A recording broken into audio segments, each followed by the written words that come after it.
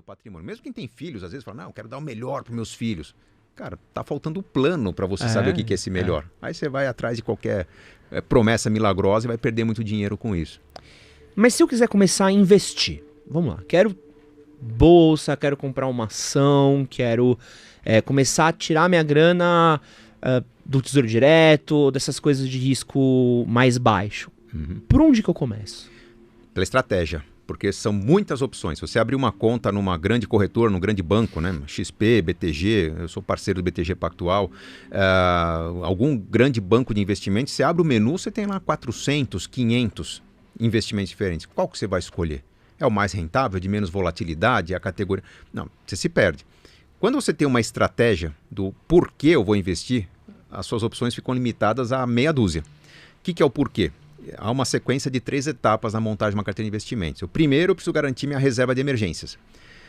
Reserva de emergências precisaria de um podcast inteiro aqui para explicar, mas basicamente é o que vai me blindar contra as incertezas do curto prazo.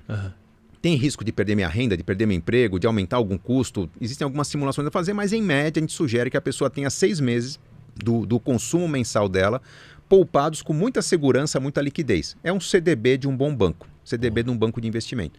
Vai render 103%, 104% do CDI, é ali. Precisou do dinheiro, cai na conta no mesmo momento. 6 meses do seu investimento. Então, pô, é meio boring, né? Sem graça. Pô, mas eu quero investir em ações, em cripto, em coisas diferentes, mas está mandando para renda fixa. Não, mas isso vai te dar certeza do presente. Mesmo que venha inflação, bagunça a renda, você vai conseguir lidar com os imprevistos, com as festas, com as baladas que você vai ter. Montou a reserva de emergência, o próximo passo é garantir o futuro. É eu montar uma carteira de investimentos, pode ser um plano de previdência, uma combinação de ações com renda fixa, algo meio arroz e feijão no mundo dos investimentos. Qualquer assessor de investimentos sabe ensinar isso, que é quanto poupar por mês, durante quanto tempo, com que característica, para começar a viver dessa renda no futuro. Se tudo der errado na minha vida, aquela renda vai me manter.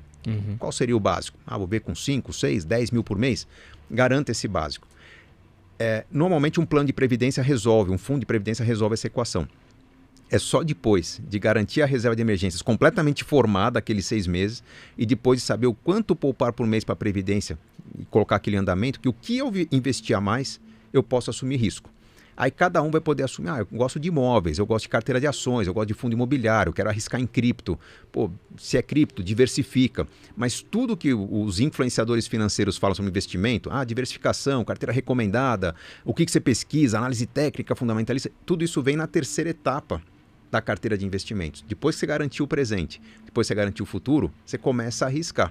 E aí, a minha opinião é que esse risco não pode ser tão elevado.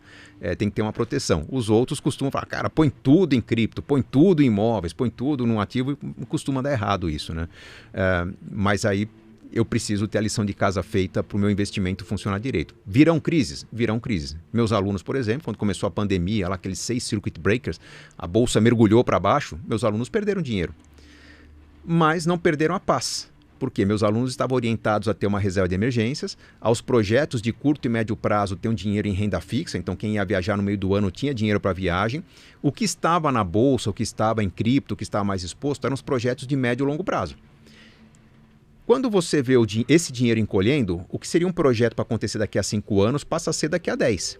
Mas a pessoa também tem o tempo e a calma para deixar aquela poeira baixar. No caso da pandemia, projetos de curto prazo foram cancelados. Então tinha um dinheiro disponível. Cara, vou equipar minha casa, vou fazer meu home office com mais tranquilidade, vou fazer uma mudança, né? E quando a bolsa caiu, eles tiveram tempo para reorganizar a carteira e surfar uma recuperação da bolsa. Então, o que era uma perda virou um grande ganho num segundo momento, porque não estavam dependendo daquilo. Havia uma reserva para manter a família por 6, 7, 8 meses em alguns casos. Então, tendo essa estratégia, você tem tranquilidade. Tendo tranquilidade, você reorganiza a carteira sem sofrer. E aí, sem sofrer, você vai estar mais tranquilo, vai dormir melhor, vai ter escolhas mais conscientes, a coisa funciona de uma forma mais inteligente. Tem algum tipo de ação?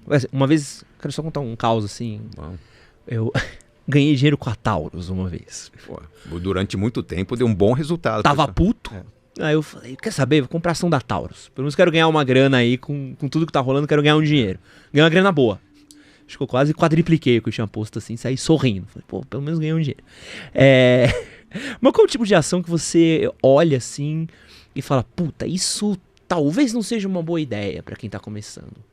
O que não é uma boa ideia para quem está começando são grandes apostas, normalmente small caps, as pequenas empresas que são empresas que a gente fala, cara, se a economia for por esse caminho, essa empresa vai bombar e vai quadruplicar o valor.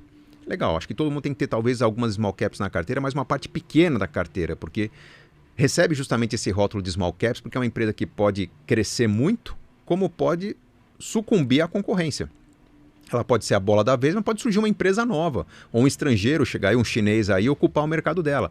Então ela está muito exposta ao risco. Então um erro muito grande é você apostar numa empresa que tem muito para crescer, mas não está consolidado no mercado. A Taurus é um bom exemplo. Você ganhou muito dinheiro porque ela era uma small cap, era uma pequena empresa que abriu capital e de repente, puxa, houve um trabalho de formação de mercado, né? Havia algumas corretoras que estavam pesquisando. Eu vendi na hora certa, então, Gustavo. O pessoal estava provocando. Começou a descer, você ia ficar desesperado. Você lembra o caso da Tesouras Mundial, lá da Mundial Tesouras, que, enfim, uma empresa pequena, pouco conhecida, o que ela faz? Tesoura, mas de repente o papel começou a multiplicar porque havia alguns influenciadores recomendando esse papel. E aí chegou uma hora o pessoal se perguntou, mas peraí, por que estão pagando tanto pelas ações de uma empresa que uma indústria metalúrgica pequena? E aí, a hora que se percebeu a loucura, o preço despencou, né? Forjas Taurus, havia mais tradição, uma empresa maior, exportadora, tal, mas uma hora se percebeu que, peraí, está custando muito mais do que vale a empresa mesmo, né? E caiu a ficha. A gente tem que tomar cuidado com modismos, eu chamo de educação financeira fast food, o que alguns influenciadores fazem sem levar em consideração o peso da sua participação no mercado. Você citou Natália Arcuri, Thiago Nigro, né, o Primo Rico, são pessoas que têm de seguidores um número maior de pessoas do que de investidores na Bolsa. Eu tenho 1,5 milhão de seguidores, a Bolsa tem 5 milhões de seguidores. Eu tenho um poder de fazer um estrago no mercado muito grande. Então eu tomo muito cuidado quando eu faço qualquer situação, por quê? Pensa no seguinte, Ed, se eu faço hoje uma recomendação do tipo, anota aí, as recomendações do Gustavo Cerbasi, as 5 ações que todo mundo tem que ter, que eu tenho na minha carteira. Tal. Eu compro na hora. Milhões de pessoas estão nos ouvindo, meus seguidores também. Confio no Gustavo, milhões de pessoas vão comprar. Só que, como eu recomendei, quem tem não quer vender. Então, como é que as pessoas fazem para comprar? Vão fazendo ofertas maiores. Daqui a um mês, essas negociações que aconteceram a preços maiores, eu vou chegar aqui, fazer um papo com você de novo, falar, dá uma olhada no vídeo que eu gravei com o Ed aqui um mês atrás, vê as recomendações que eu fiz. Olha quanto rendeu. Rendeu 4, 5, 6, 10%. Legal, só que agora mudaram as perspectivas. Eu estou recomendando outras 5 empresas. O que o pessoal faz? Sai vendendo aquelas empresas para comprar outras. Daqui a um mês a gente faz um outro podcast. Eu vou mostrar que o que eu falei que tinha que vender despencou e o que eu falei que tinha que comprar subiu. Isso vai rolando por alguns meses até cair as cortinas. Alguém fala, peraí, a recomendação do cara não é consistente. Com base em que ele fez aquilo? Chega uma hora o pessoal fala, mas tá errado. E aí o preço, despenca. E eu já ganhei uma fortuna, porque todos os papéis que eu tinha, eu fiz o pessoal comprar e eu ganhei. Mas o pessoal que está transformando 10 em 100, 100 em 1000, 1000 em 10 mil, a hora o 10 mil vira zero, todo mundo perde. E qual que é o nome disso? Manipulação de mercado, isso é um crime. Isso é um crime que, infelizmente, no Brasil, pouco recurso foi dado à CVM, a Comissão de Valores Imobiliários, para poder fiscalizar todo mundo. Ela não tem braços para enquadrar todo mundo e muita gente manipula o mercado hoje. Eu fui muito questionado durante muito tempo por que eu não exponho minha carteira. Por uma questão de responsabilidade. Eu ensino aos meus alunos como montar uma carteira, mas expor a carteira é me favorecer e talvez, se não for comigo, talvez meus filhos sejam expostos a uma queixa-crime e a gente perca o patrimônio. Eu quero dormir tranquilo, dou vários insumos. Minha carteira é bem conservadora. Se eu expor aqui, eu vou falar, mas só isso. Ela é bem conservadora, conquistei a independência financeira há muito tempo, mas eu não posso ficar induzindo as pessoas a investir como eu invisto, porque eu estou criando um favorecimento que, se eu estivesse no lugar do agente fiscalizador, eu enquadraria e me colocaria na cadeia, porque isso é manipulação de mercado. Eu vou deixar uma farpa aqui, você não precisa falar nada depois da minha farpa, tá? Vamos lá. Mas eu fico mais triste que tem empresas que fazem isso e provavelmente são empresas que vão estar patrocinando o público que vem antes desse vídeo. Isso me incomoda bastante. Mas enfim, farpa dada. Tem uma mensagem aqui, vou ler aqui um comentário que chegou. Chegaram 2 comentários bons.